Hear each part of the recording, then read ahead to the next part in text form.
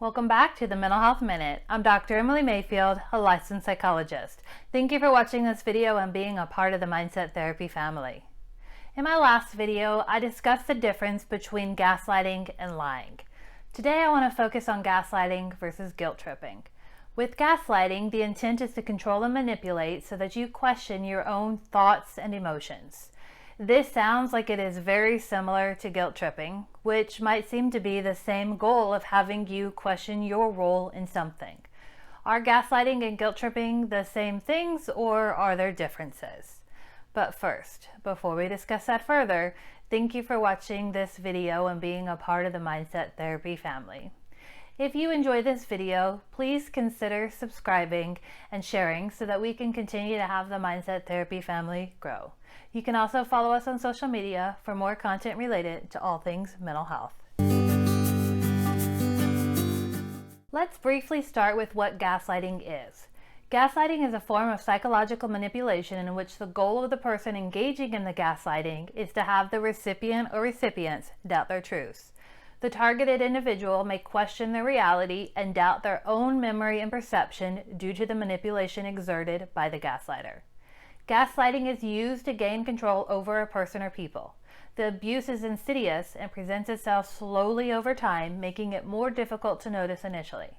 This allows the abuse to slowly impact the victim, wearing away on their sense of reality and what they think is or isn't true. The person's reality becomes questioned by themselves, with the abuser denying facts and invalidating their feelings. The goal of gaslighting is to deny someone's reality as a way to make them question themselves. Now for guilt tripping. Guilt tripping is when you make someone feel bad or guilty for their behavior. You are not seeking to have them question their reality. You are just trying to place responsibility on them so that they feel bad for their behavior. You might want them to feel bad as you do in response to something that they did. You may also guilt trip someone to get something you want or for them to do something that you want to do.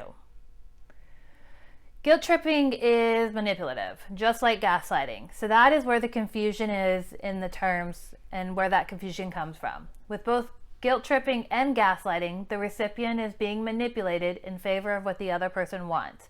So to fully understand the difference between guilt tripping and gaslighting, you need to consider the intent of the person who is doing the behavior.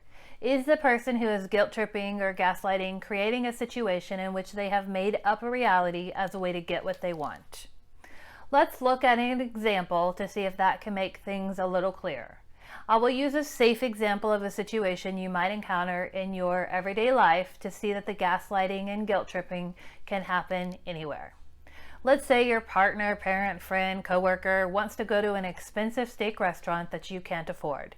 You tell them no and ask to find another restaurant to go to.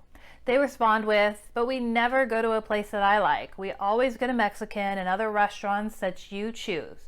If you were a good friend, you would know how much I want to try this new restaurant out and you would go with me." This is guilt tripping because the person is trying to make you feel bad for not choosing the restaurant that they want and accuse you of not being a good friend for not agreeing to their choice. Now let's say the person responds with, "You promised me that we could go to the steak restaurant if I cleaned the house last week." This conversation never happened between you and this person, but they have made this statement as a way to create a false memory.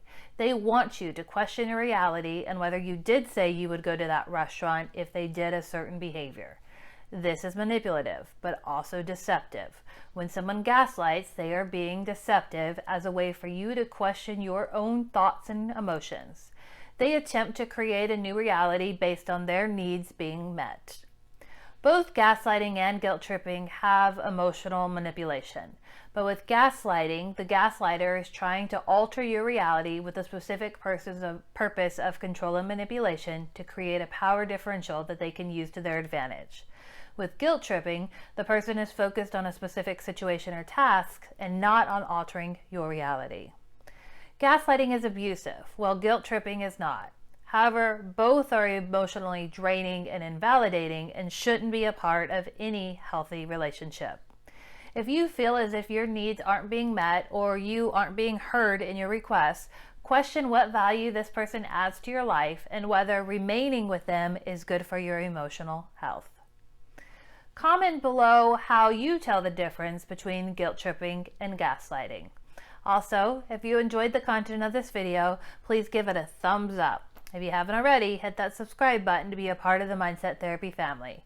To learn more about what services you can receive, you can go to this website or link in the description below. I look forward to seeing you at the next video.